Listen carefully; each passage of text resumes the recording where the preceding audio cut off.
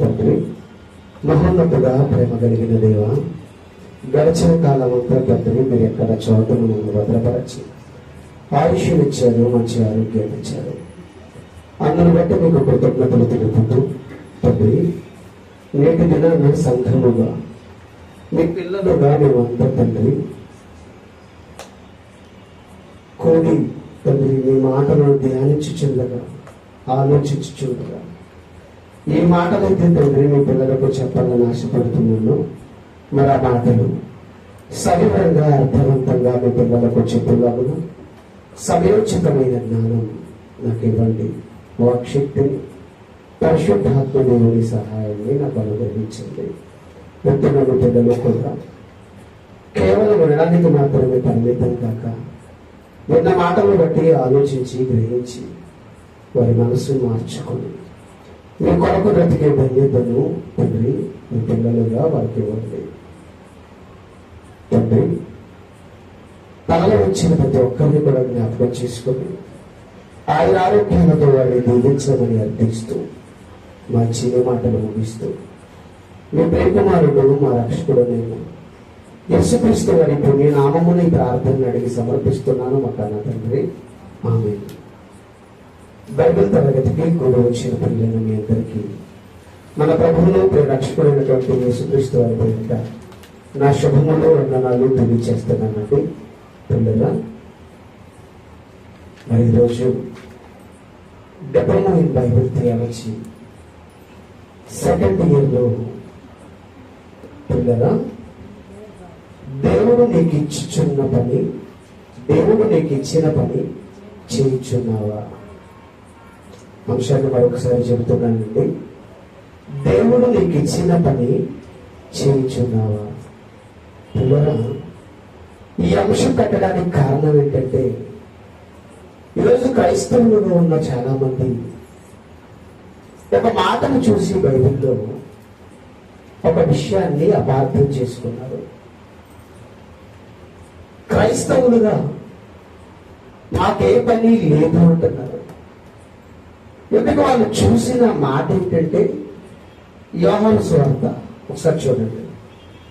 యోహాను సువార్త 6వ అధ్యాయం, యోహాను సువార్త 6వ అధ్యాయం 29వ వచనం ఒకసారి చూడండి. యోహాను సువార్త 6వ అధ్యాయం 29వ వచనం. యేసు అంటున్నాడు, ఆయన పంపిన వాని యందు మీరు విశ్వాసం ఉంచుటని దేవుని క్రియ అని వారితో చెప్పాను. ఏమంటున్నాడు యేసుక్రీస్తు వారు? ఆయన పంపిన వాని యందు విశ్వాసం ఉంచుటని దేవుని క్రియ అంటున్నాడు. ఈ మాటలు చదివి ఈరోజు చాలా మంది క్రైస్తవులు ఏం మాట్లాడుతున్నారంటే, సాక్షాత్తు యేసుక్రీస్తు వారు చెప్పారు ఆయన పంపిన వాని యందు. ఎందుకంటే ఆయన అంటే ఎవరు ఇక్కడ? దేవుడు. దేవుడు పంపిన వాని యందు. ఎందుకంటే దేవుడు ఎవరిని పంపించాడు? యేసుక్రీస్తు వారిని లోకానికి పంపించాడు. యేసుక్రీస్తు వారిని దేవుడు ఈ లోకానికి పంపించాడు కనుక ఆయన పంపిన వాని యందు, అనగా యేసుక్రీస్తు వారి యందు మేము విశ్వాసం ఉంచుతున్నాం. మేము విశ్వాసం ఉంచాం కనుక ఆయన నమ్మడమే క్రియ, విశ్వాసం. కనుక మేము ఆయన నమ్మేశాం, ఆ విశ్వాసమే క్రియ. కనుక ఇక మాకు ఏ పని లేదు. వారంలో 1-2 రోజులు సంఘానికి వెళ్ళి దేవుని మాటలను విని మిగిలిన రోజులు మా సొంత కార్యాలనే చూసుకుంటామే తప్ప ఇక మేము యేసుక్రీస్తు వారి కోసం కానీ దేవుని కోసం కానీ చేయవలసిన పని ఏమీ లేదు అని డిసైడ్ అయిపోయారు. ఈ మాటను చూసి అపార్థం చేసుకున్నారు. పిల్లరా, ఈరోజు ఈ ఆరిన నేలపై ప్రపంచంలో ప్రతి ఒక్కరూ ఏదో ఒక పనిని, అనగా వృత్తిని కలిగి ఉన్నారు. మనం ఎవరినైనా మీరేం చేస్తారండి అని ప్రశ్నించామనుకోండి, ఏం చెప్తారు? మీరేం చేస్తారు అని ప్రశ్న వేయగానే సర్వసాధారణంగా ప్రతి ఒక్కరు చెప్పే సమాధానం ఏంటి? వారు చేస్తున్న పని లేదా వృత్తి ఏదైతే ఉందో దాని గురించి చెప్పుకుంటారు. ఏమండి మీరేం చేస్తారండి అనగానే, ఏమండి నేను డ్రైవర్ అండి, నేను ఫార్మర్ అండి, నేను కూలి పనికి వెళతానండి, నేను ఎంఆర్ఓ అండి, నేను కలెక్టర్ అండి. ఇలా ఏ మనిషిని మనం ప్రశ్నించినా సర్వసాధారణంగా వారు చెప్పే సమాధానం ఏంటంటే ఏదో ఒక పని వృత్తి వారు ఏ పని అయితే చేస్తారో ఆ పని గురించి చెప్తారు. మీరు ఏం చేస్తారు? ఈ ప్రపంచంలో ఆయన నెలకొని ప్రతి మనిషి ఏదో ఒక పనిని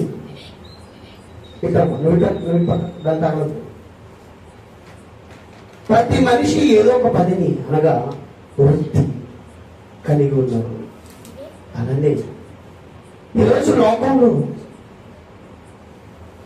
పుట్టిన నాట నుండి పిల్లలు పుట్టిన నాట నుండి తల్లిదండ్రులు ఆలోచిస్తూ ఉంటారు వారి గురించి. ఏం చదువు చదివించాలి, ఏ స్కూల్లో చదివిస్తే బాగుంటుంది, ఎక్కడ బాగా చదువు చెప్తారు అని పిల్లలు పుట్టగానే పిల్లల గురించి తల్లిదండ్రులు ఆలోచిస్తూ ఉంటారు. కోటి విద్యలు కోటి కొరకు పిల్లల్ని బాగా చదివించాలి అనుకుంటారు. ఎందుకండి మీరు మీ పిల్లల్ని చదివిస్తున్నారు అని మనం అడిగనుకుంటుంది. సర్వసాధారణంగా ఈ తల్లిదండ్రులు ఏం చెప్తారు? నేను కష్టపడి పనిచేస్తున్నా ఉండేది, మా పిల్లలు అలా కష్టపడి పనిచేసే పరిస్థితి వారికి రాకూడదు. వేలకు వేల రూపాయలు, లక్షల రూపాయలు ఖర్చు చేసేలా ఒక మంచి చదువు వారిని చదివించి, ఒక మంచి చదువు వారికి నేర్పించి, మంచి స్కూల్లో జాయిన్ చేసి మంచి చదువు వారికి నేర్పిస్తే కష్టపడి చదివి ఉద్యోగం సంపాదించి సుఖంగా వారి జీవితాన్ని గడుపుతారు అని తల్లిదండ్రులు ఆలోచిస్తూ ఉంటారు.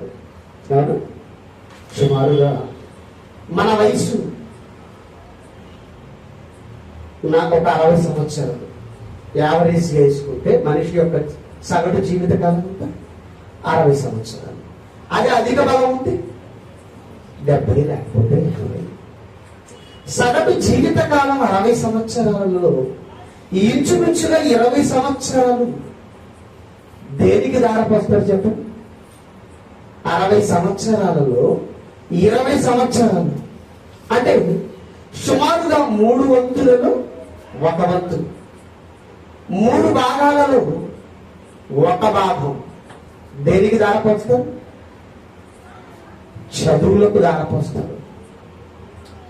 సుమారుగా ఒక 15 నుంచి 20 సంవత్సరాల వయసు ఈరోజు తల్లిదండ్రులుగా ఉన్నవారు వారి పిల్లల వయసులో సుమారుగా 15 నుంచి 20 సంవత్సరాలు దేనికి దారిపోస్తున్నారు అంటే లోక విద్య కోసం. కోటి విద్యలు కోటి కొరకు అంటారు. సుమారుగా ఒక 15 నుంచి 20 సంవత్సరాలు ఈ ఆయుష్కాలాన్ని చదువు కోసం ఎందుకు దారిపోస్తున్నారు అంటే సుఖంగా బ్రతుకుతారని, మంచి ఉద్యోగం వస్తుందని, వేలకు వేలు లక్షల రూపాయల జీతం వస్తుందని, సుఖంగా బ్రతకొచ్చు. అంటే ఈరోజు కోటి విద్యలు దేని కొరకు అంటాము? కోటి కొరకు అంటే 6 అడుగుల ఈ ఆకారంలో జానెడు పొట్టను నింపుకోవడం కోసం, ఆ జానెడు పొట్టకు పట్టక అన్నం పెట్టుకోవడం కోసం ఉపయోగపడేవి ఈ చదువులు. పిల్లరా, 3 భాగాలలో 1 భాగం దేనికి దారిపోస్తున్నాం? మనం చదువుకు దారిపోస్తున్నాం. ప్రకృతిలో పిల్లరా, ఈ ప్రపంచం ప్రతి మనిషి ఏదో ఒక వృత్తిని కలిగి ఉన్నాడు. అయితే ఈ ప్రకృతిని అంతా దేవుడు దేని కోసం చేశాడు? ఎవరి కోసం చేశాడు అంటే ఆయన పిల్లలమైన మన కోసం చేశాడు. మనం అనుభవించాలని ఈ యావత్తు ప్రకృతిని చేశాడు. మనం అనుభవించాలని ఈ ప్రకృతిని అంతా అనుభవించి తన పని చెయ్యాలని దేవుడు మనలను కంటే, మనకు ఈ మానవ జన్మను ప్రసాదిస్తే ఈరోజు మనుషులంతా దేవుడు ఇచ్చిన ఈ యావత్తు ప్రకృతిని అనుభవిస్తున్నారే తప్ప ఆ దేవుని పని చేయాలి అని గాని, ఆ దేవుని గురించి ఆలోచించాలని గాని, ఆ దేవుని గురించి ఆలోచించి పని చేయాలనే మనసు ఈరోజు ఎవరికి లేదండి, ఎవరికి లేదు. పిల్లరా, ప్రకృతిలో ప్రతి వస్తువుకి కూడా పనుంది. సామెతల గ్రంథం 16:4 ఒకసారి చూడండి. సామెతల గ్రంథం 16 రైట్. సామెతల గ్రంథం 16:4 చూడండి. యెహోవా ప్రతి వస్తువును దాని పని నిమిత్తము కలుగజేసెను. ఈ ప్రకృతిలో దేవుడు ప్రతి వస్తువును కూడా దాని పని నిమిత్తం కలుగజేసాడట. సూర్యుడు, చంద్రుడు, నక్షత్రాలు, గ్రహాలు, పువ్వులు, పండ్లు, కాయలు, ఇలా ఆలోచిస్తూ పోతే ఈ ప్రకృతిలో ప్రతి దానిని కూడా దాని పని నిమిత్తం కలుగజేశాడు. ఈ ప్రకృతిలో ఉన్న ప్రతి వస్తువుకు పని ఉందా లేదా? ఉంది. సూర్యుడు తన పని ఏంటి? యేసుక్రీస్తు వారి రెండవ రాకడ వచ్చేంత వరకు కూడా ఈ భూమిపై వెలుగివ్వాలి. చంద్రుడు కాంతినివ్వాలి. గ్రహాలు, నక్షత్రాలు, పండ్లు, పువ్వులు, కాయలు, ఇవన్నీ కూడా మనిషి కోసం దేవుడు ప్రతి వస్తువును ప్రకృతిలో దాని పని నిమిత్తం కలుగజేశాడు. ఈ ప్రకృతిలో ప్రతి వస్తువుని దాని పని నిమిత్తం కలుగజేసినప్పుడు ఆయన పిల్లలమైన మనం ఏ పని లేకుండానే పుట్టామా? ఏ కారణం లేకుండానే ఈ మానవ జన్మను మనకు ప్రసాదించాడా? ఆలోచించు. ఆఫ్టర్ ఈ ప్రకృతిలోనే ప్రతి వస్తువుకు పనున్నప్పుడు మనిషిగా పుట్టిన మనకు ఈ ప్రకృతిలో ఏ పని లేదా? ఈ భూమి మీద మన దేవుడు మనకిచ్చిన ఆయుష్కాలంలో ఏ పని లేదా? ఏ పని లేకుండానే, కారణం లేకుండానే ఈ మానవ జన్మను ప్రసాదించాడు. ప్రతి మనిషికి పని అప్పగించాడు. కానీ ఈరోజు యావత్తు క్రైస్తవ్యం ఏమనుకుంటుందంటే, మేము యేసుక్రీస్తు వారిని నమ్మడం, ఆయన నమ్మడం, ఆయన మీద నమ్మకం కలిగి ఉండడం, ఆయన మీద విశ్వాసం కలిగి ఉండడం, అదే దేవుని క్రియని సాక్షాత్తు యేసుక్రీస్తు వారే చెప్పాడు కనుక ఇక మాకు ఏ పని లేదు. కేవలం వారంలో 1-2 రోజులు దేవుని సన్నిధికి వెళ్ళి ఆయన మాటలకు ఎంత కానుక వేసి ప్రార్థనలు చేసి పాటలు పాడి వచ్చేస్తే ఇక మా పని అయిపోయింది అనుకుంటున్నారు. పిల్లరా, నిజమే, అక్కడ యేసుక్రీస్తు వారు చెప్పిన మాట నిజమే. ఆయన పంపిన వాని యందు విశ్వాసం ఉంచుటై దేవుని క్రియ నిజమే. కానీ ఆ విశ్వాసం ఒంటిగా ఉంటే మృతమైపోతుంది. గత వారం మనం మాట్లాడుకున్నాం. విశ్వాసం ఒంటిగా ఉంటే ఏమైపోతుంది? మృతమైపోతుంది. ఒకసారి యాకోబు పత్రిక 2:17 చూడండి. యాకోబు పత్రిక 2:17 అలాగే విశ్వాసము క్రియలు లేనిదైతే అది ఒంటిగా ఉండి మృతమైనదగును.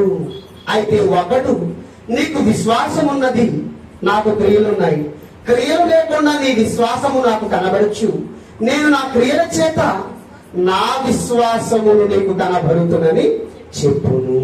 పిల్లరా, క్రియలు లేని విశ్వాసం వ్యర్థం అంటున్నాడు.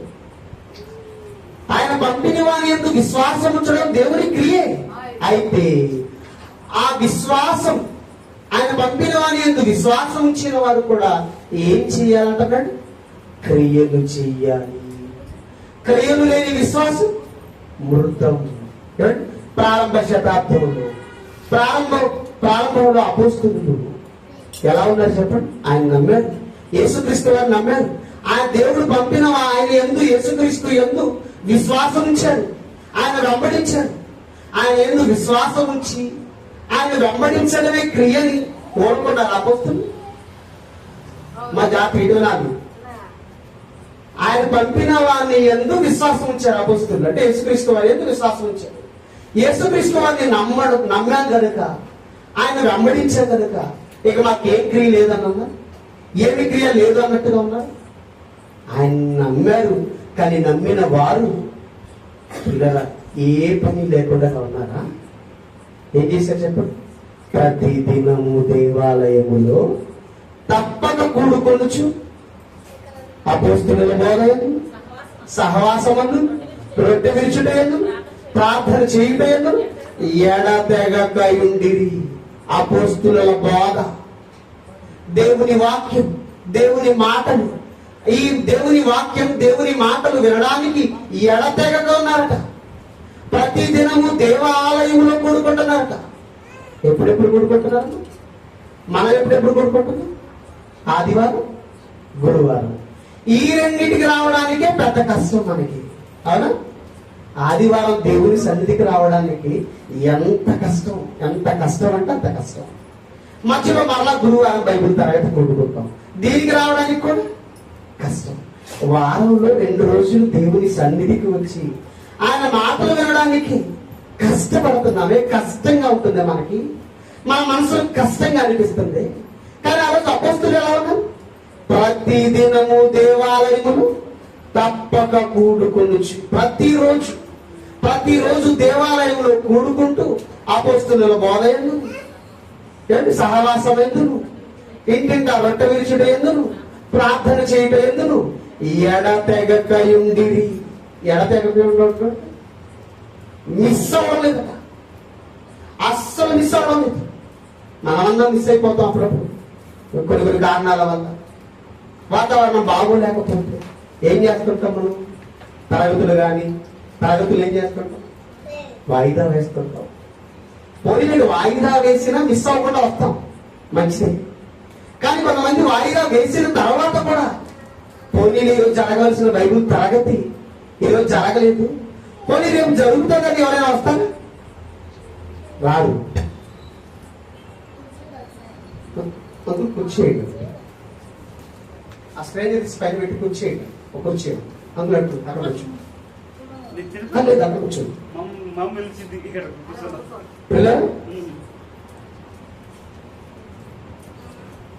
అపోస్తుల బోధ ఎందును, సహవాసం ఎందును, రొట్టె విరుచుట ఎందును, ప్రార్థన చేయటం ఎందును ఎడతెగక ఉండేది. మరి ఈరోజు యావత్తు క్రైస్తవం ఎలా ఉంటుందా? ఏ రోజు ప్రతి ఆదివారం నేను తప్పకుండా మిస్ అవ్వకుండా వస్తున్నాను, ప్రతి గురువారం బైబిల్ తరగతికి మిస్ అవ్వకుండా తప్పకుండా వస్తున్నాను, మీటింగ్స్ అంటే మిస్ అవ్వకుండా వస్తున్నాను ఉంటున్నామండి. కొన్ని ప్రార్థన చేసేది ఏమైనా ఇంటి దగ్గర ఉదయాన్నే నిద్ర లేచేటప్పుడు, రాత్రి పడుకునేటప్పుడు మధ్యలో ప్రార్థన చేసుకోవడం ఏమైనా ఉంటుంది? అది కూడా మిస్ అయిపోతాం. మన ప్రార్థన ఎప్పుడు చేస్తామనంటే మనకు ఆపదల్లో ఉన్నప్పుడు, ఇబ్బందుల్లో ఉన్నప్పుడు, మనకి ఏదైనా అవసరం వచ్చినప్పుడు. అంటే అవసరం ఉంటేనే దేవుడు గుర్తొస్తాడు. ఆరోగ్యం బాగోలేకపోతే దేవుడు గుర్తొస్తాడు. ఆదివారం వస్తే దేవుడు గుర్తొస్తాడు. మరి మిగిలిన రోజులు ప్రార్థన చేస్తామా? ప్రార్థన చేయాలి. కొన్ని పాటలు పాడతాం. ఉదయాన్నే నిద్ర లేవగానే ఇదిగో మా కుటుంబం సంఘముగా కూడుకుంటూ, మా కుటుంబంలో 4, 5 అందరూ కూడుకుని ఉదయాన్నే నిద్ర లేవగానే 4 పాటలు పాడుకొని ప్రార్థన చేసుకొని దేవుని వాక్యాన్ని చదువుకొని ఆ తరువాత మా పనులకు వెళతామండి అన్న వాళ్ళు ఎంతమంది ఉంటారు చెప్పండి? క్రైస్తవులలో ఇలా ఎంతమంది ఉంటారు?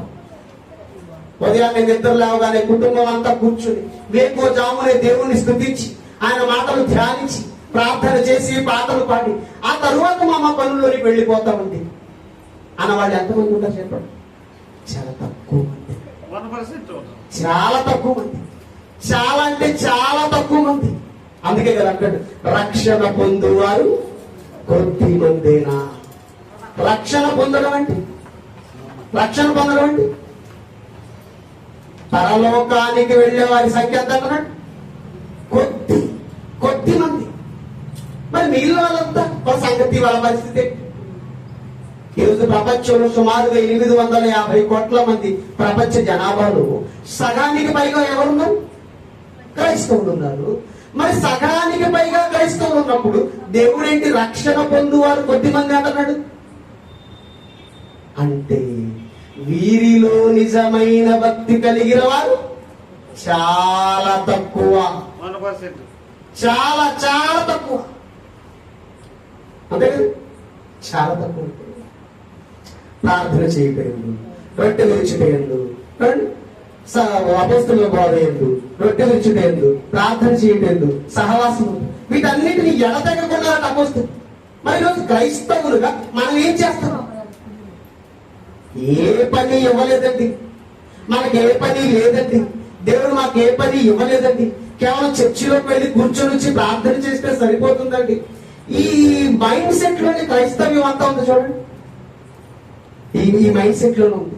ఏమంటే దేవుడికి ఏంటండి, హాయిగా పరలోకంలో దర్జాగా కాలు మీద కాలేసుకొని కూర్చొని ఆయనకేంటండి పని చేయమని చెప్తాడు మనల్ని. ఆయన పని చేశాడా పాడా? పరలోకంలో దర్జాగా కాలు మీద కాలేసుకొని కూర్చొని మనల్ని పని చేయమని చెబితే ఇక్కడ పని చేయడానికి వచ్చే కష్టాలు, నష్టాలు, బాధలు ఇవన్నీ ఆయనకేం తెలుస్తాయి అని చాలా మంది అనుకుంటున్నారు. పిల్లరా, ఈరోజు బైబిల్లో ప్రారంభంగా దేవుడు తన మనసంతా మనకు రాయించాడు బైబిల్ ద్వారా. దాన్ని మనం బైబిల్ అంటున్నాం. 66 పుస్తకాలుగా ఆయన మనసంతా మనకు చెప్పాడు. పిల్లరా, ఆయన మనసు మనకు చెప్పేటప్పుడు ప్రారంభంగా బైబిల్లో దేనితో ప్రారంభించాడు చెప్పండి? ఆయన కష్టంతో స్టార్ట్ చేశాడండి. దేనితో స్టార్ట్ చేశాడు? ఆయన కష్టం. ఆయన ఏమి పని చేయకుండా మనల్ని పని చేయమని చెప్పేవాడు కాదు. తండ్రిగా ముందు ఆయన కష్టపడ్డాడు. అందుకే ఆయన మనసంతా 66 పుస్తకాలుగా బైబిల్ మనకి ఇచ్చేటప్పుడు దేనితో ప్రారంభించాడో తెలుసా? తన మనసు మనకు చెప్పడానికి. దేవుడు ఎలా కష్టపడ్డాడు, 6 దినాలలో ఈ ప్రకృతిని ఎలా చేశాడు, ఆ కష్టంతో స్టార్ట్ చేశాడు. చూసారా? పని చేయకుండా మనకేదో పని చేయమని చెప్పిన వాడు కాదండి దేవుడు. 6 దినాలు కష్టపడి ప్రకృతిని చేశాడు. దేవదూతలకు చెప్పి పని చేయించవచ్చు కదా? దేవదూతలకు చెప్తే చేయవా చెప్పండి? దేవుడు దేవదూతలకు చెప్పి చేయించవచ్చు కదా? యావత్తు ప్రకృతి వచ్చింది కాబట్టి వచ్చేస్తుంది కదా. మరి ఎందుకు 6 దినాలు కష్టపడి ప్రకృతిని చేయాలి? ఇది మీకు అర్థం అవడం కోసం ఒక ఉదాహరణ చెప్తాను. పిల్లరా, ఒక తండ్రి ఉన్నాడండి. ఒక తండ్రి తన పిల్లల కోసం చాలా కష్టపడతాడు. కష్టపడి చెమటోడ్చి సంపాదించిన ధనంతో తన పిల్లల ఇష్టాలను తీర్చాలనుకుంటాడు.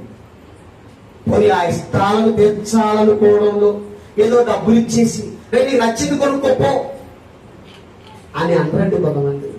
తను కష్టపడి చెమటోడ్చి సంపాదించిన తన ధనం తీసుకొచ్చి కొన్ని వస్తువులు కొని తానే స్వయంగా తన పిల్లల కోసం కొన్ని మంచి మంచి బహుమతులు తమ స్వహస్తాలతో తయారు చేస్తారు. అప్పుడు తల్లి అడుగుతుంది, ఏంటండి డబ్బులు? తమ్ముడు కొంచెం ముందు జరుగుతాను, తగలు కొంచెం ముందు జరుగు. అప్పుడు తల్లి అంటది తన భర్తతో, ఏముంది డబ్బులు ఇస్తే బయట కొన్ని వస్తువులు వస్తాయి కదా, కొన్ని వేల రూపాయలు ఇస్తే వస్తుంది కదా వస్తువు. ఆ వస్తువు కొనిచ్చి మన పిల్లడికి ఇస్తే సంతోషపడతాడు కదా, ఆడుకుంటాడు కదా. దానికి నువ్వు కష్టపడి తయారు చేయడం ఎందుకు అన్నప్పుడు ఆ భార్యతో భర్త చెప్పే మాట ఏంటో తెలుసా? నా కొడుకు వాడు, నా కొడుక్కి నేనే నా స్వహస్తాలతో చేసి వాడు ఆనందపడే బహుమతి నేను వాడికి ఇవ్వాలి. ఇది తండ్రి ప్రేమ. ఏంటది? తండ్రి ప్రేమ. తన ప్రేమను ఇలా చూపించాడు తన కుమారుడికి. అలానే దేవుడు కూడా అలానే దేవుడు కూడా ఈ యావత్తు ప్రకృతిని అంతా దేవదూతలకు చెప్పి చేయించవచ్చు. యావత్తు ప్రకృతి వచ్చునుగా ఒక మాటతో కలిగించవచ్చు. కానీ ప్రతి దానికి పేర్లు పెట్టి పిలిచి పిలిచి పిలిచి మొదటి రోజు ఇది, రెండవ రోజు ఇది, మూడవ రోజు ఇది అని 6 రోజులు కష్టపడి ప్రకృతిని ఎందుకు చేయాలో తెలుసా?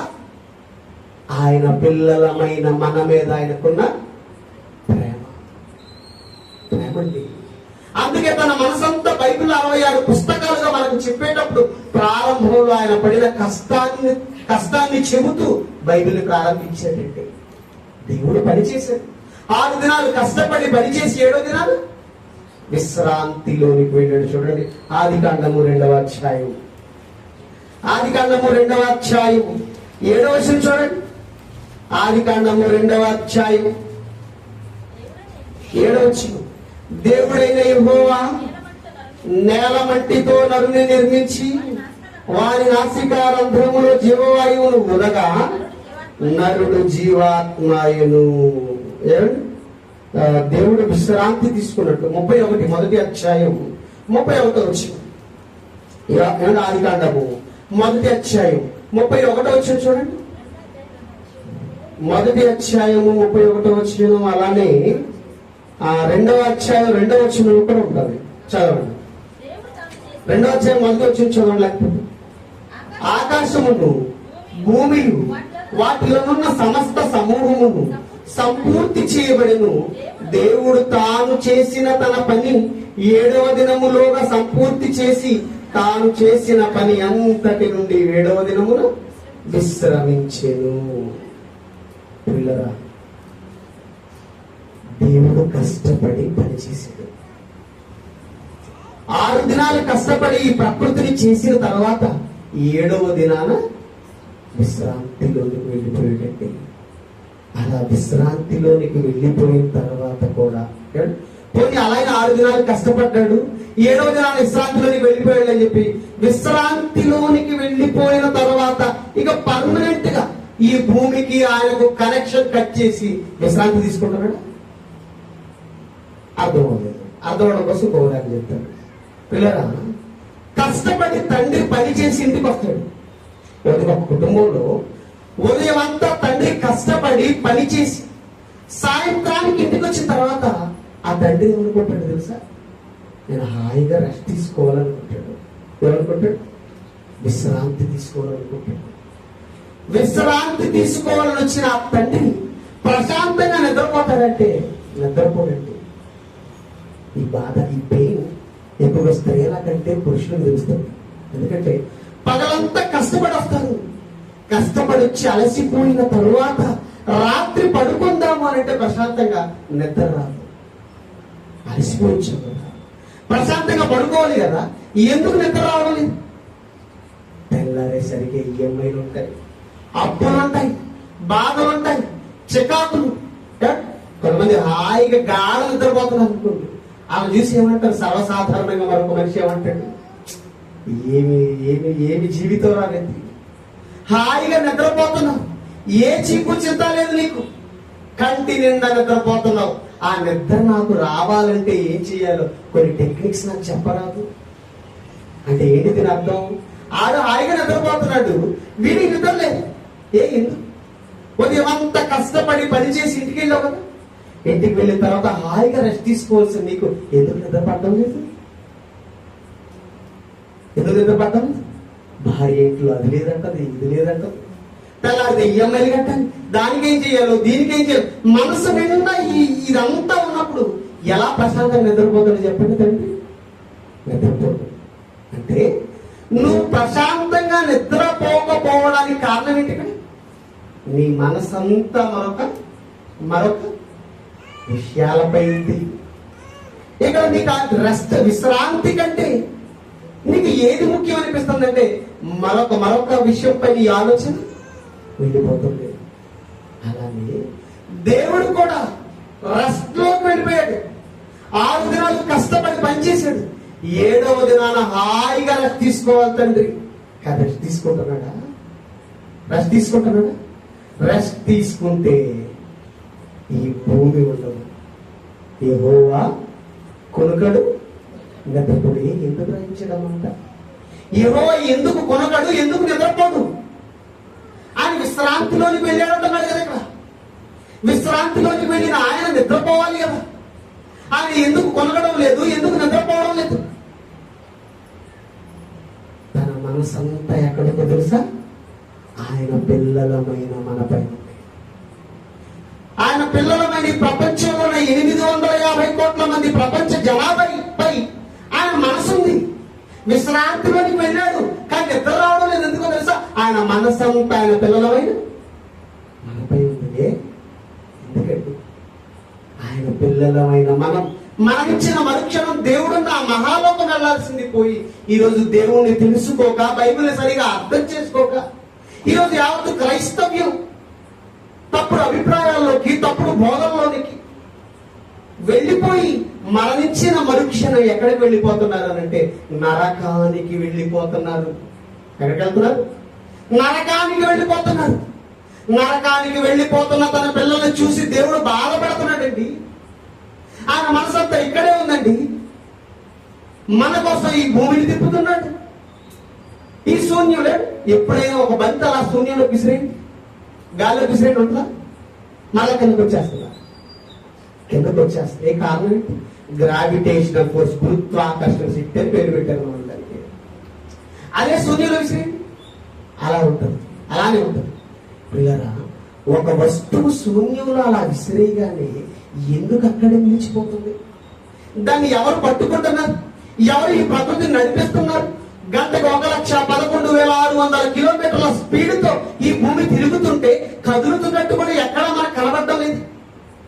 సూర్యుడు వస్తున్నట్టు అంటే మనకు వచ్చే ఆర్టీసీ బస్సు లేట్ అవుతుంది. 9 గంటలకు రావాల్సిన బస్సు 10ంటికి వస్తుంది, 11ంటికి వస్తుంది. ట్రైన్లు లేట్ అయిపోతాయి, ఒక్కోసారి ఫ్లైట్లు లేట్ అయిపోతాయి. కానీ ఈ విశ్వంలో, ఈ ప్రకృతిలో సూర్యుడు ఏ రోజైనా లేట్ అయిపోయాడు? చంద్రుడు ఏ రోజైనా లేట్ అయిపోయాడు? ఈ యావత్ ప్రకృతిని అంతా చూడండి. దీనంతటిని తన పిల్లలమైన మన కోసం నడిపించడానికి దేవుడు కునుకకుండా, నిద్రపోకుండా తన మనసంతా మనపై పెట్టుకొని మన గురించినటువంటి ఆలోచనలన్నీ తన మనసు నిండా తలపోసుకుంటూ మన గురించి ఆలోచిస్తుంటే ఎక్కడండి దేవుడికి రెస్ట్ చెప్పండి? ఎక్కడండి దేవుడు ప్రశాంతంగా నిద్రపోగలడు చెప్పండి?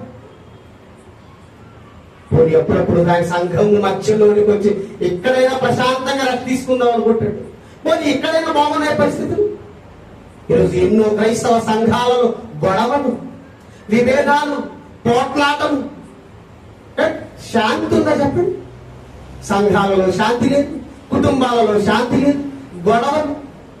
దేవుడు ఎక్కడండి రెస్ట్ తీసుకుంటాడు? ఆలోచించుకుంటున్నారా? దేవుడు కష్టపడి తను పని చేసిన తరువాత మనల్ని పని చేయమని చెప్పాడు. ఆయన కుమారుడైన యేసుక్రీస్తు వారు ఆయన పనిచేసాడండి. ఆయన పనిచేసాడు. ఆయన పని చేయకుండా ఉన్నాడు? చూడండి ఒకసారి యోహాను సువార్త, యోహాను సువార్త 5వ అధ్యాయం. యోహాను సువార్త 5వ అధ్యాయం. యోహాను సువార్త 5వ అధ్యాయం 17వ వచనం చూడండి. యోహాను సువార్త వస్తుందన్న వాయిస్. హలో, యోహాను సువార్త కొంచెం సౌండ్ పెంచు. హలో, యోహాను సువార్త చాలు 5వ అధ్యాయం 17వ వచనం చూడండి. తగ్గించారా సౌండ్?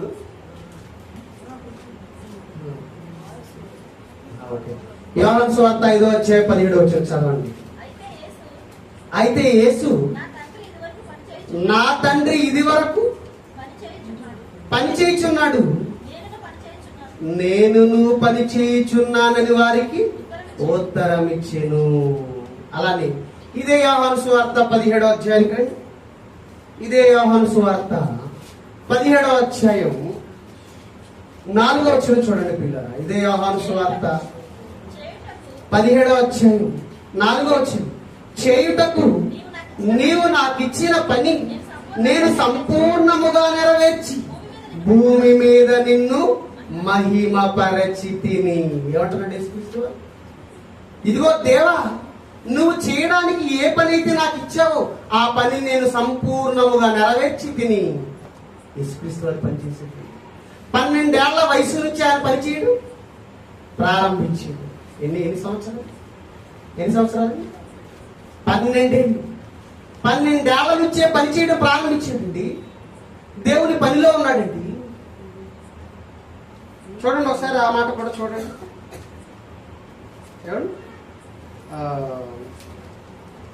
ఆయన మీరెలా నన్ను వెతుకుచున్నారు, నేను నా తండ్రి పనుల మీద ఉండవాలని మీరు ఎరుగురా. లూకా సువార్త 2వ అధ్యాయం. లూకా సువార్త 2వ అధ్యాయం 49వ వచనం ఒకసారి చూడండి. లూకా సువార్త 2వ అధ్యాయం 49వ వచనం. ఆయన మీరేలా నన్ను వెతుకుచుంటిరి, నేను నా తండ్రి పనుల మీద ఉండవాలని మీరెరుగరా. ఏమండి, ఈ మాట చెప్పే టయానికి యేసుక్రీస్తు వయసు ఎంతో తెలుసా? 12 సంవత్సరాలు. ఈ మాట చెప్పే టయానికి ఆయన వయసు 12 సంవత్సరాలు. అంటే 12 సంవత్సరాల వయసు నుంచే యేసుక్రీస్తు పని చేయడం ప్రారంభించాడా? పని చేయడం ప్రారంభించాడు. అక్కడ ఉన్నటువంటి ఆయన వారి మధ్య కూర్చుని ప్రశ్నలు అడుగుతున్నాడు, సమాధానాలు కూడా ఆయన చెప్తున్నాడు. ప్రశ్నలు అడుగుతుంటే ఆ ప్రశ్నలకు సమాధానం చెప్పలేక విస్తుపోతున్నారంట అక్కడ ఉన్న జనం. అక్కడ ఉన్నవారు ఆనాడు బోధకులుగా ఎవరున్నారు? వాళ్ళంతా శాస్త్రులు, పరిశీలు, వీళ్ళంతా ఉన్నారు. వారి మధ్య కూర్చొని వారిని ప్రశ్నలు అడుగుతుంటే ఆ ప్రశ్నలకు సమాధానం చెప్పలేక వారు విస్తుపోతున్నారు. తిరిగి మరలా ప్రశ్నకు సమాధానం ఎవరు చెప్తున్నారు? యేసుక్రీస్తు వారు చెప్తున్నారు. అంటే 12 సంవత్సరాల వయసు నుంచి యేసుక్రీస్తు వారి ఎక్కడ ఉన్నాడు? తండ్రి పనిలో ఉన్నాడు. అంతెందుకండి, తన జీవిత కాలం అంతా ఎలా గడిచిపోయింది? ఒక వ్యక్తి వచ్చి బోధకుడా నేను నిన్ను వెంబడిస్తాను అనగానే యేసుక్రీస్తు వారు చెప్పిన సమాధానం ఏంటి? నక్కలకు గొరియలున్నాయి, ఆకాశ పక్షులకు గూళ్ళున్నాయి, మనుష్య కుమారుడు తలవాల్చుకొనుటకైనను స్థలము లేదు. కొంచెం సౌండ్ పెట్టండి. ఆకాశ పక్షులకు గూళ్ళున్నాయి, నక్కలకు బొరియలున్నాయి, మనుష్య కుమారుడు తలవాల్చుకొనుటకైనను స్థలము లేదు అంటున్నాడంటే దాని అర్థం ఏంటి చెప్పండి? చాలు, దాని అర్థం ఏంటి అంటే ఆయన ఉండడానికి ప్లేస్ ఏం లేదా? ఆ ప్లేస్ ఏం లేదా? ఎందుకు ఆ మాట మాట్లాడుతున్నాడు? ప్లేస్ ఏం లేదా? పన్ను కట్టడానికి, కైసరుకు పన్ను కట్టడానికి పలానా చోటకు వెళ్ళు, నువ్వు గాలం వేయి, చేప పడుతుంది. ఆ చేప నోటిలో ఏముంటుంది? షెకెలు ఉంటది. చేప నోటిలో షెకెలు ఉందని తెలిసిన యేసుకి తలవాల్చుకోవడానికి స్థలం లేదా? చెప్పాలి. కలిగి ఉన్నది ఏది యేసు లేకుండా? కలగలేదు కదా. ఈ ప్రకృతిలో నేలమంటి రవ్వంత కూడా యేసుక్రీస్తు లేకుండా కలగలేదు. అంటే ఈ యావత్తు ప్రకృతిని కలుగు చేసిందేమో యేసుక్రీస్తు వారు. మరి యావత్తు ప్రకృతిని కలుగు చేసిన యేసుక్రీస్తు వారికి, మరణించిన వారిని తిరిగి లేపిన యేసుక్రీస్తు వారికి, చేప నోటిలో షెకెలు ఉందని తెలిసిన యేసుక్రీస్తు వారికి తలవాల్చుకొనడానికి స్థలం లేదా? దాని అర్థం తలవాల్చుకోవడానికి స్థలం లేదని కాదు, అంత టైం లేదని. ఏంటి? అంత టైం లేదు. దేవుడు నాకు ఇచ్చిన ఆయుష్కాలం 33.5 సంవత్సరాలు. అందులో 30 సంవత్సరాలు గడిచిపోయింది. ఈ 3.5 సంవత్సరంలో నేను చేయవలసిన పని ఎంతో తెలుసా? నేను తలవార్చడానికైనా నాకు స్థలం లేదు. అంతే కదా. పిల్లాడిని మనం స్కూల్కి పంపిస్తాం. పిల్లాడిని మనం స్కూల్కి పంపించినప్పుడు ఆడు ప్రారంభం నుంచి చదవకుండా తిరిగేసి, ఆటలాడేసి, కాలం గడిపేసి ఎగ్జామ్ దగ్గరకు వచ్చాక ఏం చేస్తాడు తెలుసా? ఒక 2-3 రోజుల్లో ఎగ్జామ్ ఉందనగా ఇక పుస్తకాలు ముందేసుకుని కుస్తీలు పడుతుంటాడు. ఏంట్రా కుస్తీలు పడుతున్నావు అంటే, నన్ను ఎవరు డిస్టర్బ్ చేయొద్దు, నేను ఈరోజు ఏ పని చేయను, నాకు ఎగ్జామ్ దగ్గర పడింది, నాకు అంత టైం లేదు, నేను చదువుకోవాలంటాడు. అదే అలానే ఉద్యోగాలకు ప్రిపేర్ అయ్యే వాళ్ళు కూడా ఎగ్జామ్ దగ్గర పడే కొద్ది ఏం చేస్తారు చెప్పండి? ఎగ్జామ్ దగ్గర పడే కొద్ది నీళ్లు పట్టం. ఉదయాన్నే నిద్రలాగానే కూర్చుంటారండి, పుస్తకం ముందేసుకుని మరలా భోజనానికి లేస్తారు. ఆ తర్వాత మరలా కూర్చుంటారు, మధ్యలో 1 గంట రెస్ట్ తీసుకుంటారు, మరలా కూర్చుంటారు, సాయంత్రం మరలా 1 గంట రెస్ట్, మరలా కూర్చుంటారు, రాత్రి భోజనానికి లేస్తారు, మరలా కూర్చుంటారు, పడుకుంటారు. ఎంత కష్టపడి ఎందుకు చదువుతున్నాడు చెప్పండి? టైం లేదు. ఎగ్జామ్ దగ్గర పడింది, చదవలసిన పాఠాలు ఇంకా చాలా ఉన్నాయి. ఇంకా నేను దాంట్లో ఆ సబ్జెక్ట్ లో పట్టు సాధించలేదు. అంటే టైం దగ్గర పడే కొద్ది నువ్వేం చేస్తావు? ఎగ్జామ్ దగ్గర పడే కొద్ది ఏం చేస్తావు? నీకు నీళ్లు పట్టవు, ఆహారం పట్టదు, ఏమి పట్టవు, నీ ధ్యాసంతో దేని మీద ఉంటుంది? అంతే కదండి. మన ఇంట్లో ఒక శుభకార్యం తలపెట్టాము. ఒక శుభకార్యం తలపెట్టినప్పుడు ఆ శుభకార్యం దగ్గర పడే కొద్ది చూడండి, ఇంట్లో ఎవరైనా పిల్లలు పెళ్లి చేస్తున్నారు అనుకోండి, ఆ తల్లిదండ్రులకి ఆ వివాహం రోజు అసలు కనీసం మంచినీళ్ళు తాగే టైం కూడా ఉండదు. ఆడాలి ఆడాలి ఆడాలి. దగ్గర పడిపోయింది. కార్యం దగ్గర పడింది. టైం లేదు, కార్యం దగ్గర పడింది. ఇప్పుడు ఏం చేయాలి?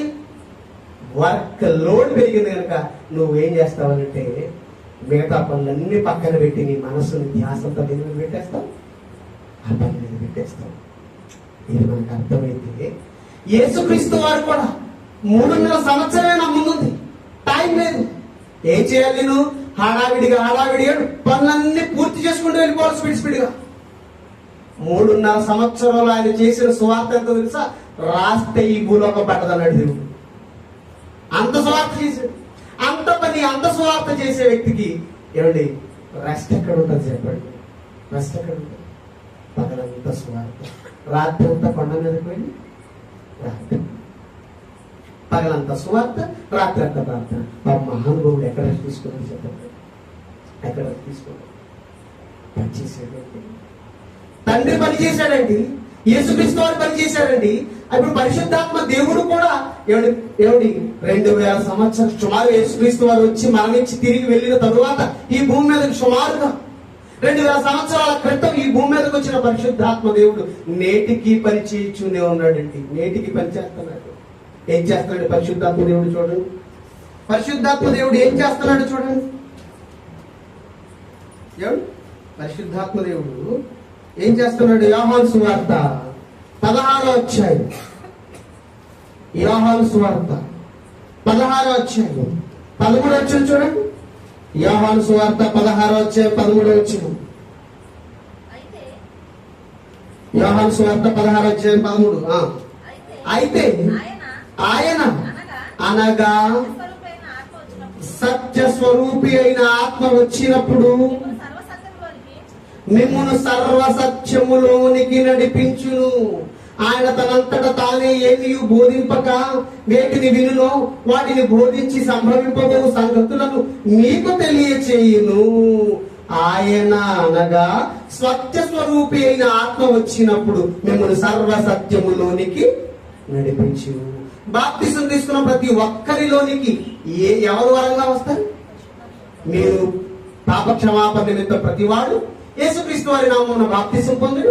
అప్పుడు పరిశుద్ధాత్మ వరమును మీరు పొందుదురు. అంటే పరిశుద్ధాత్మ దేవుడు వరంగా మనలోనికి ఎప్పుడు వస్తాడు? బాప్తిసంలో వస్తాడు. బాప్తిసం వచ్చిన ఆయన ఎంతకాలం ఉంటాడు? నువ్వు మరణించేంత వరకు ఉంటాడు. నువ్వు మరణిస్తే యేసుక్రీస్తు రెండో రాకడ వచ్చేంత వరకు ఈ భూలోకం ఆయన ఉండాలి. పని చేస్తున్నాడు. ఆయనే మన బలహీనతల కోసం తండ్రి దగ్గర విజ్ఞాపన చేస్తున్నాడటండి. పరిశుద్ధాత్మ దేవుడు పని చేస్తున్నాడు. 2000 సంవత్సరాల క్రితం ఈ భూమి మీదకి వచ్చి నేటికి పని చేస్తున్నాడు. తండ్రి అయిన దేవుడు పని చేశాడు. యేసుక్రీస్తు వారు పని చేశాడు. పరిశుద్ధాత్మ దేవుడు ఇప్పటికీ పని చేస్తూనే ఉన్నాడు. వారే కష్టపడి పనిచేసి వారు పనిచేసిన వారు పని చేయండి అని చెప్పారు క్రైస్తవ్యానికి. మరి ఆయన గర్భవాసంలో, దేవుని గర్భవాసంలో పుట్టుకొచ్చిన మనకి ఏ పని లేదా? ఏ పని పెట్టలేదా? చూడండి పేతురు గారు రాసిన మొదటి పత్రిక, పేతురు గారు రాసిన మొదటి పత్రిక 2వ అధ్యాయం 9వ వచనం చూడండి. మొదటి పేతురు పత్రిక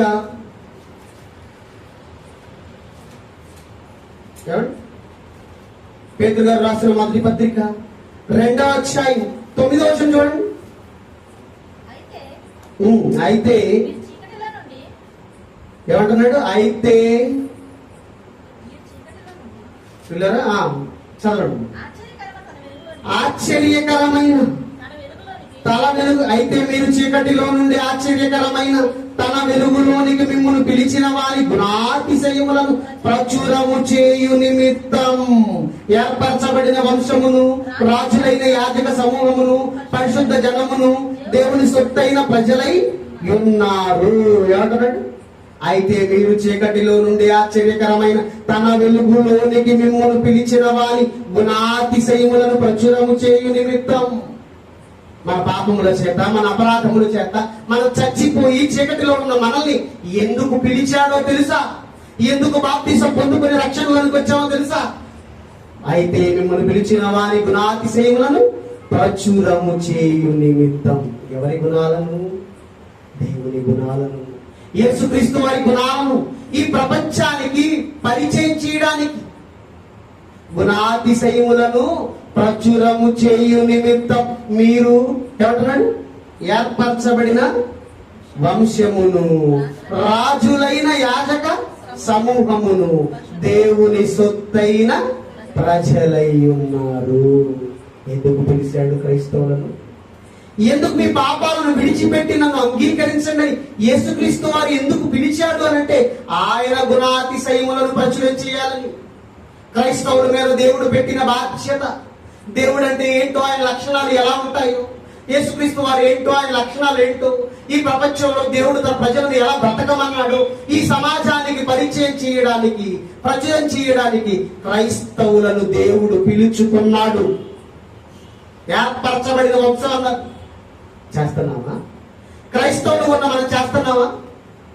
ఆయన గుణాతిశయములను ప్రచురం చేయాలి, సభల రూపంలో చేయాలి, బైబిల్ తరగతి రూపంలో చెయ్యాలి, ఆరాధన రూపంలో చెయ్యాలి, ఏమంటే ఏఐటిసిసి కార్యక్రమాల రూపంలో చెయ్యాలి.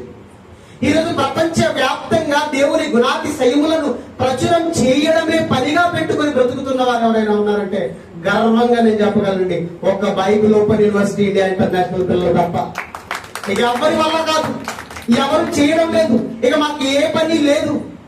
వారంలో 1-2 రోజులు దేవుని సన్నిధిలో కూడుకొని ఆయన మాటలు ధ్యానించి, ఏదో ఈ చెవితో మీరు ఈ చెవితో విడిచిపెట్టేసి, ఇంత కానుక ఇచ్చేసి ఇక అయిపోయింది, క్రైస్తవులుగా మా పని అయిపోయిందని చేతులు దులిపేసుకుంటున్నారు యావత్ క్రైస్తవ్యం.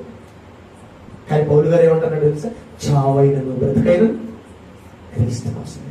నేను చచ్చినను క్రీస్తు కోసమే, బ్రతికినను క్రీస్తు కోసం. క్రీస్తు కోసం బ్రతకాలండి.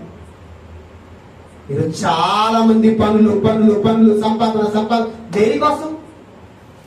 శరీరాన్ని పోషించుకోవడం కోసం. తప్పని నేను అనడం లేదు, పని చేయాలి, నేను కూడా పని చేస్తాను. కానీ మనం పనిచేసేది ఎవరి కోసం ఏంటండి? దేవుని కోసం. నువ్వు కష్టపడి పని చేయడం తప్పదు. పని చేసుకుంటూ నువ్వు ఏ పని గురించి ఆలోచించాలి? నువ్వు మన పిల్లవాడిని స్కూల్కి పంపిస్తాం, ఆడికి ఎంతో ఖర్చు పెట్టి షూస్ కొనిస్తాం, బ్యాగ్ కొనిస్తాం, బుక్స్ కొనిస్తాం, స్కూల్ ఫీజు కడతాం, బస్ ఫీజు కడతాం. అన్ని కట్టిన తర్వాత చదవలేదు అనుకోండి, ఆ స్కూల్కి వెళ్ళి చదవలేదు, తిరిగేసి వస్తున్నాడు. రాగానే ఏమంటారు చెప్పండి? లేదు, ఎందుకురా నీకు ఈ స్కూల్ ఫీజు కట్టడం దండగా, ఎందుకురా నీకు బ్యాగ్, ఎందుకురా నీకు పుస్తకాలు, ఎందుకురా నీకు షూస్, ఎందుకురా నీకు యూనిఫామ్, ఎందుకురా నీకు బస్ ఫీజు, ఎందుకురా నీకు బుక్స్ ఫీజు, ఇవన్నీ వేస్ట్ వేస్ట్ వేస్ట్ అనేస్తాం. అది అర్థం ఏంటి? దాని అర్థం ఏంటి? అది కట్టడం తప్పని కాదండి, మనం మంచి కోసమే ఇచ్చాం, కానీ దాన్ని వాడు ఉపయోగించుకోలేదు. నువ్వు ఏ పనికైతే వెళ్ళావో దాన్నే పక్కన పెట్టి మిగతా పనులు చేయడం కరెక్ట్ కాదు. పని చేయండి, మీరు పని చేసుకుంటూ మీ జీవితాన్ని కొనసాగించుకుంటూ దేవుని పని గురించి కూడా ఆలోచించండి. ఈరోజు మన పిల్లలు ఉన్నారు. ఈరోజు ఇక్కడ ఉన్నటువంటి యవనస్తులు ఎంతో మంది పిల్లలు కొన్ని వేల రూపాయలు ఖర్చు చేసి ఎందుకు సభలు చేస్తున్నారు చెప్పండి? ప్రతి సంవత్సరం అంతా అక్కడికి వెళ్ళి బేల్దారి పనులకు వెళ్ళిపోయి అక్కడ కూర్చొని కష్టపడి ఉదయం నుంచి, ఒక్కోసారి చెబుతుంటే నాకు చాలా బాధేస్తుంటుంది. ఉదయాన్నే 5 గంటలు లేపుతారన్నయ్య మమ్మల్ని పనికి అని అంటారు. ఉదయాన్నే 5 గంటలు లేచి పనికి వాళ్ళు మళ్ళా రాత్రి పడుకోవేసరికి సుమారుగా 10-11 అవుతుంది. ఒక్కోసారి 10-11.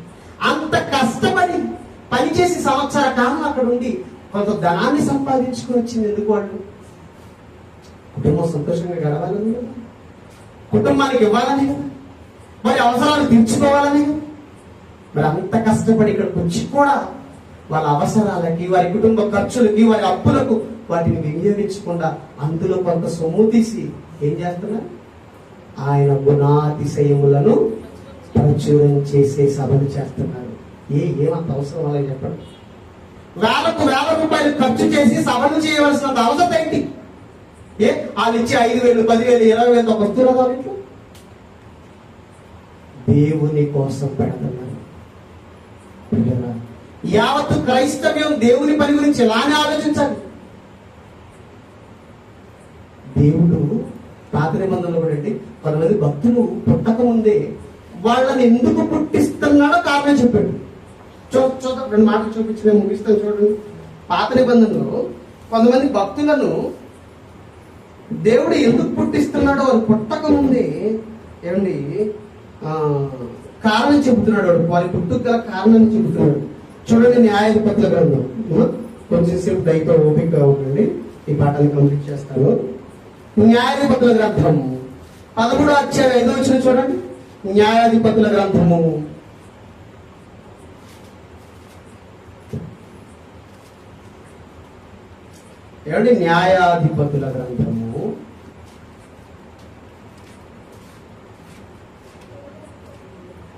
13వ అధ్యాయం 5వ వచనం చూడండి. న్యాయాధిపతుల గ్రంథము 13వ అధ్యాయం 5వ వచనం. నీవు గర్భవతివై కుమారుని కందువు, అతని తల మీద మంగళ కత్తి వేయకూడదు. ఆ బిడ్డ గర్భమున పుట్టినది మొదలుకొని దేవునికి నాజీరు చేయబడిన వాడని ఫిలిస్తీన్ల చేతిలో నుండి ఇశ్రాయేలీలను రక్షింప మొదలు పెట్టునని ఆమెతో అనగా. ఇది ఎవరి గురించి? సంసోను గారి గురించి. దేవదూత సంసోను గారిని కనబోతున్న తల్లికి ముందుగానే ప్రత్యక్షమై పలుకుతున్న మాటలు. ఇదిగో నీవు గర్భవతి కుమారుని కందు, ఆ కుమారుని తలపై ఏ వేయకూడదు, మంగళ కత్తి వేయకూడదు. ఆ బిడ్డ గర్భమున పుట్టినది మొదలుకొని దేవునికి నాజీరు చేయబడిన వాడి ఫిలిస్తీన్ల చేతిలో నుండి ఇశ్రాయేలీలను రక్షింప మొదలు పెట్టును. సంసోను గారు పుట్టడానికి కారణం ఏంటి? ఫిలిస్తీన్ల చేతిలో నుంచి ఎవరిని రక్షించాలి?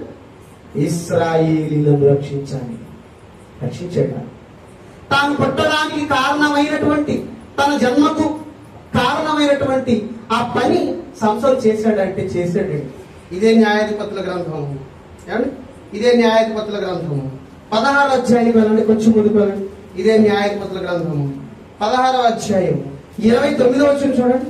ఇదే న్యాయాధిపతుల గ్రంథము 16వ అధ్యాయం 29వ వచనం.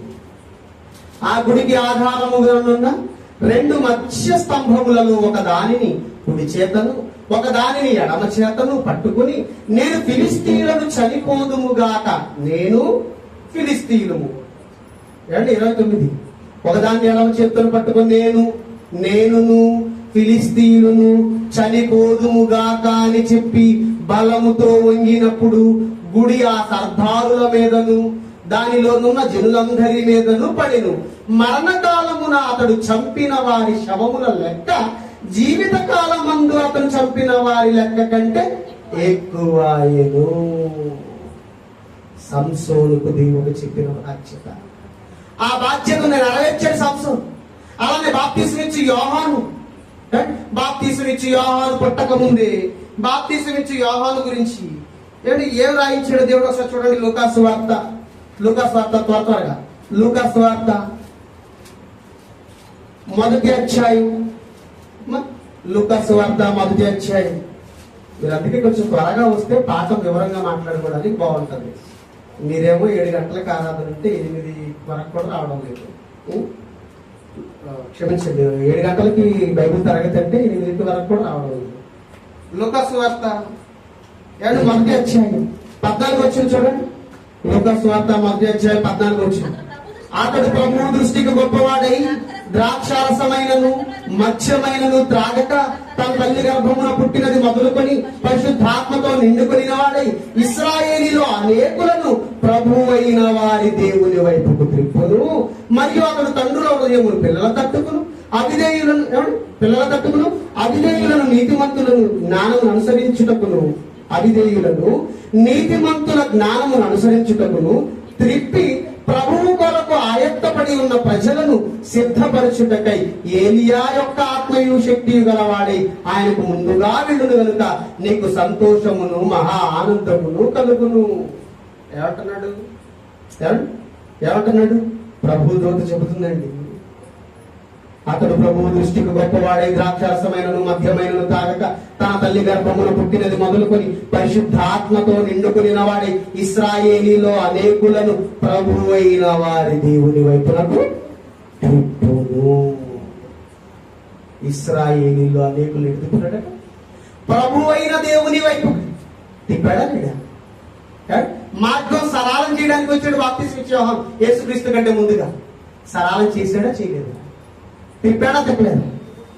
వారి జన్మకు కారణం ఏంటో ఆ కారణాన్ని గ్రహించి ఆ పని చేశారండి. వారు ఎందుకు పుట్టారో, దేవుడు వారిని ఎందుకు పుట్టించాడో ఆ కారణాన్ని కనుగొని ఆ పని చేశారు భక్తులంతా. బాప్తిసం ఇచ్చి యోహాను, అలాగే యేసుక్రీస్తు వారు ఆయన పడిన కష్టం, ఆయన చేసిన పని అంతా ఇంత కాదు. ఆయన జీవితం అంతా చదవండి. యేసుక్రీస్తు వారి జీవితం 3.5 సంవత్సరాలు ఆయన చేసిన సువార్త ఎంతో తెలుసా? అంతా ఇంత కాదండి. చాలా కష్టమైన పని, చాలా సవాలుతో కూడుకున్నటువంటి పని. అంత కష్టపడ్డాడు యేసుక్రీస్తు గారు. అలాగే పాత నిబంధనలో కొంతమంది భక్తులు కూడా చూడండి. సంసోను చూసాము, వీళ్ళ సంసోను జన్మకు కారణం ఏంటో చూసాము. ఆ కారణం ప్రకారంగా సంసోను బ్రతికాడో లేదో చూసాము. అలానే ఇర్మియా గారి గురించి కూడా చూద్దాం. ఇర్మియా గారి గురించి ఇర్మియా గ్రంథము 1వ అధ్యాయం 4వ వచనం చూడండి. ఇర్మియా గ్రంథము 1వ అధ్యాయం 4వ వచనం. ఇర్మియా గ్రంథము 1వ అధ్యాయము 4వ వచనం. యెహోవా వాక్కు తనకు ప్రత్యక్షమై ఇలాగు సెలవిచ్చెను, గర్భములు నేను నిన్ను రూపింపక మునిపే నిన్నెరిగి తిని, నీవు గర్భము నుండి బయలుపడక మునిపే నేను నిన్ను ప్రతిష్ఠించి తిని, జనములకు ప్రవక్తగా నిన్ను నియమించి తిని. ఇర్మియా గారిని దేవుడు ఎందుకు పుట్టిస్తున్నాడు? కారణం చెబుతున్నాడండి. అంటే ప్రతి మనిషి జన్మ వెనుక దేవుడు ఎందుకు ఈ మానవ జన్మను కలిగిస్తున్నాడో కారణాన్ని రాయించాడు. ఒక పని పుట్టింది అని అంటే పిల్లరా, ఒక వస్తువు పుట్టింది అని అంటే ముందు పని పుట్టింది, ఆ తర్వాత పని కొరకు వస్తువు పుడుతుంది. ఫర్ ఎగ్జాంపుల్, ఈ మధ్యకాలంలో న్యూస్ లో చూసిన ఒక విషయాన్ని మీకు గుర్తు చేస్తాను. ఈ మధ్యకాలంలో సోషల్ మీడియాలో న్యూస్ లో బాగా ఒక న్యూస్ వచ్చింది. ఒక ముసలి వృద్ధ తండ్రి అండి, ఒక వృద్ధ తండ్రి ప్రతిరోజు కష్టపడి పొలానికి వెళ్ళి పని చేసుకుని రావాలి. తను ట్రాక్టర్ డ్రైవ్ చేస్తాడు. ఆ ట్రాక్టర్ డ్రైవ్ చేయడం తన కొడుకు చూసి బాధపడిపోతున్నాడంటే, ఈ వయసులో కూడా నా కోసం నా తండ్రి ఎంత కష్టపడి పని చేస్తున్నాడని బాధపడి అండ్ బీటెక్ చదువుతున్న కుర్రాడు ఏం చేశాడు తెలుసా? తన జ్ఞానాన్నంతటికీ పదులు పెట్టి ఒక డ్రైవర్లెస్ ట్రాక్టర్ కనుగొన్నాడు. ఏంటది? Driverless tractor. డ్రైవర్ లేదు, రిమోట్ కంట్రోల్ అంతా. ఇంటికాడ నుంచి ఆపరేట్ చేసుకుంటే బయటికి పొలానికి వెళ్ళిపోతుంది, చెప్పిన పని చేసుకుని వచ్చేస్తాం. ఈ మధ్యకాలంలో న్యూస్ లో కూడా చూపించారు బాగా. రాయలసీమ పరిసర ప్రాంతాల్లో ఎవరో కుర్రాడు. ఎందుకు వచ్చింది ఆ కుర్రాడికి ఆలోచన చెప్పండి? తన తండ్రి పడుతున్న కష్టం, ఆ పని ఆ వస్తువు పుట్టడానికి కారణమైంది. అలానే దేవుడు మనందరినీ ఈ ప్రకృతిలో ఏది పుట్టించకముందే పరలోకంలో మన కొరకు పని నిర్ణయించాడు. ఏది నిర్ణయించాడు? పని నిర్ణయించాడు. ఆ పని కోసమే ఈరోజు యావత్తు ప్రకృతి పుట్టింది. పని ఉంది కనుకనే పని కోసం ప్రకృతి పుట్టింది. అలానే ఏ పని లేకుండానే మనిషిగా మనల్ని పుట్టించాడు దేవుడు. ఒక బాప్తిసం ఇచ్చి యోహాను పుట్టుకు కారణం ఉంది, యేసుక్రీస్తు వారి పుట్టుకకు కారణం ఉంది, ఇర్మియా గారి పుట్టుకకు కారణం ఉంది, మోషే గారి పుట్టుకకు కారణం ఉంది. ఇలా మీరు చూసుకోండి, బైబిల్లో ఎంతో మంది భక్తులు వారి పుట్టడానికి గల కారణాలు దేవుడు బైబిల్లో రాయించాడు.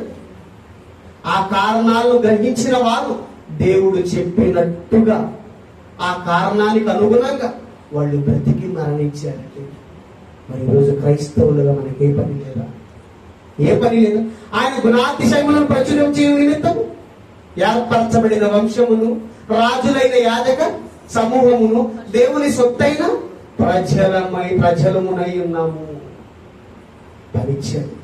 అందుకే ప్రతి ఆదివారం మనం రొట్టె ద్రాక్షారసం తీసుకుంటున్నప్పుడు ఒక లేఖనాన్ని చదువుకుంటాం. ఆ లేఖనం ఏం గుర్తు చేస్తాం చెప్పండి? ఆ లేఖనం ఏం గుర్తు చేస్తాం? ఈ రొట్టెను తిని ఈ పాత్రలో నేను తాగి మీరేం చేయాలి? ఆయన మరణము వరకు, ఆయన వచ్చేంత వరకు ఆయన మరణం గురించి ప్రచురం చేయాలి, ప్రచారం చేయాలి. ప్రచురము చేయడం అంటే ప్రకటించాలి. యాస్టీస్ గా వాళ్ళు ఎలా అయితే బ్రతికారు, ఒక యేసుక్రీస్తు వారు ఎలా బ్రతికాడు? పాపం లేనివాడిగా బ్రతికాడు. తండ్రి పని కోసం బ్రతికాడు. అపొస్తలులు ఎలా బ్రతికారు? ఆదిమ సంఘం ఎలా బ్రతికారు? భక్తులు ఎలా బ్రతికారు? వీళ్ళ చరిత్రలన్నీ మనం చూస్తున్నప్పుడు పిల్లరా, మనల్ని కూడా దేవుడు ఎందుకు పుట్టించాడు అంటే ఆయన పని నిమిత్తం పుట్టించాడు. ఆయన పని కోసం. ఏ పని లేదు అని ఈరోజు యావత్ క్రైస్తవులు అనుకుంటుందండి. పాటలు పాడటం, ప్రార్థన చేయడం, వాక్యం చెప్పడం, బైబిల్ చదవడం, ఇదంతా మా పని కాదండి, పాస్టర్ గారి పని అనుకుంటున్నారు.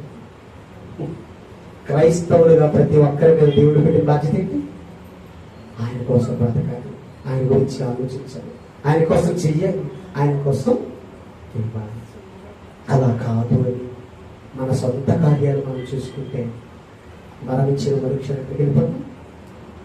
నరకానికి వెళ్ళిపోతాం. రక్షణ పొందుగా కొద్ది మంది, ఆ కొద్ది మంది జాబితాలో మనం ఉండాలి అంటే, పరలోకం అనే ఆ ఛాన్స్ మనం కొట్టేయాలంటే దేవుని కోసం బ్రతకండి. ఓకే, దేవుని కోసం బ్రతకండి. అంటే దేవుని కోసం బ్రతకడం అంటే ఏంటి? 66 పుస్తకాలుగా బైబిల్ అంతా చదివి ఆ బైబిల్ ఏం చెప్పిందో అలా నువ్వు ప్రవర్తించడం. బైబిల్ ఏం చెబుతుంది, నేను ఎలా బ్రతకమని చెబుతుంది, అవన్నీ ఆలోచించి గ్రహించి వాటి ప్రకారంగా బ్రతికి మరణించిన మరుక్షణం దేవుడు మహాలోకం మనం చేరుకోవాలి. కలుసుకొని చెప్పి ప్రార్థన చేసుకుంటాం. మనం ఇంట్లోగా ప్రేమించిన మా కన్న తండ్రి, మహోన్నతుగా ప్రేమ కలిగిన దేవ తండ్రి, గడిచిన కాలం అంతా మీరు ఎక్కడ చాటును మమ్మల్ని భద్రపరిచి ఆయుష్నిచ్చారు, మంచి ఆరోగ్యాన్ని ఇచ్చారు. అందును బట్టి మీకు కృతజ్ఞతలు తెలిపోతూ తండ్రి, నేటి దినాన్న సంఘముగా మీ పిల్లలుగా మేమంతా కూడి తండ్రి మరి మీ మాటల గురించి ఆలోచిస్తుండగా తండ్రి, ఈరోజు తండ్రిగా మేము పిల్లలమైన మాకు ఏ పనిని అప్పగించారో తండ్రి, మరి ఆ పనిని గురించి మేము ఆలోచించి యోచించి తండ్రి మరి మీ కొరకు బ్రతికే వారిగా మా మనసులను మలచండి తండ్రి. ఇంకా ఎన్నో విషయాలను, సంగతులను మీ పిల్లలకు చెప్పాలి అని ఆశపడ్డాను. కానీ తండ్రి సమయం లేనందున మీ మాటలను తండ్రి ఇంకా ఎన్నో సంగతులను మీ పిల్లలకు చెప్పలేకపోయాను. దయతో క్షమించండి. మీ చిత్తమైతే తండ్రి మరొక దినాన మీ మాటలు మీ పిల్లలకు అందిస్తాను తండ్రి. కేవలం చెప్పేవారిగా, వినేవారిగా మేము ఉండగా ఆ మాటల ప్రకారంగా బ్రతికేటట్లు మా మనసులను మలసమని అర్థిస్తూ మా మనసులను మీ పని కొరకు తండ్రి పురికొల్పి విలువైన మీ మాటలను తండ్రి ప్రతిదినం మాకు అందించమని కోరుకుంటూ తండ్రి, సత్యవాక్యానికి స్తంభాలుగా నిలిచిన మీ పిల్లలను, వారి కుటుంబాలను జ్ఞాపకం చేసుకోండి. ఈ పరిసర ప్రాంతాలలో తండ్రి ఈ సత్యపు వాక్కులను వినిపించడానికి కారకులుగా మారిన మీ పిల్లలు తండ్రి, ప్రతి ఒక్కరిని పేరు పేరున జ్ఞాపకం చేసుకోండి. వారికి రావాల్సిన ప్రతిఫలాన్ని వారికి ప్రసాదించి తండ్రి మరి పరిసంబంధమైన ప్రతి దీవెనలతో వారిని ఆశీర్వదించమని వేడుకుంటూ తండ్రి, తలలో వచ్చిన మీ పిల్లలందరినీ జ్ఞాపకం చేసుకోండి. ఆయుర ఆరోగ్యాలతో వారిని, వారి కుటుంబాలను జ్ఞాపకం చేసుకోండి తండ్రి. దీవించండి తండ్రి. మరి మా ప్రియ సహోదరుడు తమ్ముడు గణేష్ వాళ్ళ అమ్మ కొరకు తండ్రి, అన్నమ్మక్క గారి కొరకు ప్రార్థన చేస్తున్నాం. జ్ఞాపకం చేసుకోండి. పరిపూర్ణమైన సంపూర్ణమైన ఆరోగ్యాన్ని మీ కుమార్తెకు ప్రసాదించి మీ చిత్తమైతే తండ్రి తిరిగి మరి మీ సన్నిధిలో మీ కుమార్తె మీకు ఇష్టమైన కుమార్తెగా బ్రతుకున్నట్లు తన ఎడల మీ దయను మీకు కృపను ఉంచమని అర్థిస్తూ తండ్రి, ఈ సంఘానికి స్తంభాలుగా ఉంటున్న మీ పిల్లలు సత్యవతక్క గారిని, వారి కుటుంబాన్ని, కోటి అన్న గారిని, వారి కుటుంబాన్ని, మోహన్ అన్నయ్య గారిని, వారి కుటుంబాన్ని తండ్రి, ఇంకా ఎంతో మంది పిల్లలు, ఇమానిల్ అన్న వారి కుటుంబాన్ని, కిషోర్ అన్నయ్య వారి కుటుంబాన్ని, ప్రతి ఒక్కరిని కూడా పేరు పేరున జ్ఞాపకం చేసుకొని ఆయుర ఆరోగ్యాలతో వారిని దీవించమని అర్థిస్తూ యాచిస్తూ వేడుకుంటూ తండ్రి, మరి ముఖ్యంగా నా ప్రియ సహోదరులు తండ్రి, నా ప్రియమైన చెల్లెళ్ళు తండ్రి, చెల్లి ప్రశాంతి, అలా చెల్లి ద్రాక్షాయిని కొరకు ప్రార్థన చేస్తానని జ్ఞాపకం చేసుకుంటే వారికి వారి గర్భవాసము మీరు తీసుకురాబోతున్న మీ బిడ్డలకు తండ్రి పరిపూర్ణమైన సంపూర్ణమైన ఆరోగ్యాన్ని ప్రసాదించి తండ్రి ఆయుర ఆరోగ్యాలతో వారిని దీవించమని అర్థిస్తూ మీ చిత్తమైతే తండ్రి మరి వారికి శుభప్రసవం ఉన్నట్లు సహాయం చేయమని వేడుకుంటూ తండ్రి, అలానే కొల్లయంకులు గారిని జ్ఞాపకం చేసుకోండి. మీ చిత్తమైతే తండ్రి మారు మనసు వారికి ప్రసాదించారు. మీ కొరకు ఆలోచించే వారిగా, మీ కొరకు బ్రతికే వారిగా తండ్రి వారి మనసులను మార్చండి. వారు చేస్తున్న చేతి వృత్తులను జ్ఞాపకం చేసుకోండి తండ్రి. వారు చేస్తున్న వారి చేతి వృత్తులను తండ్రి, ఆ వృత్తుల కొరకై వారు చేస్తున్న ప్రయాణాలను తోడైంది. ఎటువంటి ప్రమాదాలు వారికి జరగకుండా తండ్రి క్షేమంగా వారి గృహములకు చేర్చమని అర్థిస్తూ ఆయుర ఆరోగ్యాలతో తండ్రి వారిని దీవించమని వేడుకుంటూ అలానే తమ్ముడు కోటి వాళ్ళందరి కొరకు తండ్రి ప్రార్థన చేస్తున్నాను. వారి కుటుంబం కొరకు మీరు చెప్పినట్టు తండ్రి జ్ఞాపకం చేసుకోండి. మరి అవసరతలో తీర్చమని అర్థిస్తూ యాచిస్తూ వేడుకుంటూ వెళుతున్న మాకు తండ్రి మా ప్రయాణంలో తోడై ఉండండి తండ్రి. ఈ నెల 26, 27 తేదీలో తండ్రి గ్రామంలో మీ సభలు చేయాలి. మీ పిల్లలు ఆలోచించుచుండగా తండ్రి పనులన్నీ సకాలంలో పూర్తి చేయనట్లు జ్ఞానమును తెలివితేటలు వివేచారు మాకు అనుగ్రహింపమని అర్థిస్తూ తండ్రి మీరందరికీ నాయకుడిగా ఉండి నడిపిస్తూ మోహన్ అన్నయ్య గారిని జ్ఞాపకం చేసుకోండి. ఆయన ఆరోగ్యాలతో వారిని దీవించమని అర్థిస్తూ తండ్రి ఆ సభలను కూడా విజయవంతంగా జరిగిస్తారని నమ్ముతూ తండ్రి మీ వాతావరణాన్ని అనుకూలపరచండి. ఎటువంటి ఆటంకాలు ఇబ్బందులు లేకుండా తండ్రి మరి చక్కగా విజయవంతంగా మీ సభలను పూర్తి చేయుటకు తండ్రి సరి అయిన సామర్థ్యమును మాకు ప్రసాదించి తండ్రి వాతావరణాన్ని కూడా అనుకూలపరిచి మాకు సహాయం చేయమని వేడుకుంటూ అర్థిస్తూ యాచిస్తూ తండ్రి అలానే సంఘాలను జ్ఞాపకం చేసుకోండి. సిబిటి క్రైస్ట్ చర్చ్ దర్శి సంఘమును జ్ఞాపకం చేసుకోండి. జేబీఆర్సీ క్రైస్ట్ చర్చ్ పసుపుగోలు సంఘము, జేబీఆర్సీ క్రైస్ట్ చర్చ్ దొనకొండ సంఘము తండ్రి ఆరిన నేలపై నిస్వార్థంగా మీ కొరకు బ్రతుకుతున్న మీ పిల్లలను జ్ఞాపకం చేసుకోండి. ఆరోగ్యాలతో వారిని దీవించమని వేడుకుంటూ మా ఈ చిన్ని మాటలు ముగిస్తూ మీ ప్రియకుమారుడు మా రక్షకుడునైన యేసుక్రీస్తు వారి పుణ్యనామముని ప్రార్థన అడిగి సమర్పిస్తున్నాను మా కన్న తండ్రి. ఆమేన్. అందరికీ వందనాలండి. బైబిల్ తరగతి ముగించబడింది. పిల్లరా చిన్న ప్రకటన. మరి రేపు ఆదివారం సాయంత్రం పూటే ఆరాధన ఉంటుంది. సాయంత్రం 7 గంటల కల్లా దయచేసి మరి మీరు సమయపాలన పాటించి మరి పెందల కాడనే హాజరు కావాలని ప్రేమతో మిమ్మల్ని కోరుతున్నాను. అలానే రేపు ఆదివారం సాయంత్రం ఇక్కడ ఉంటుంది.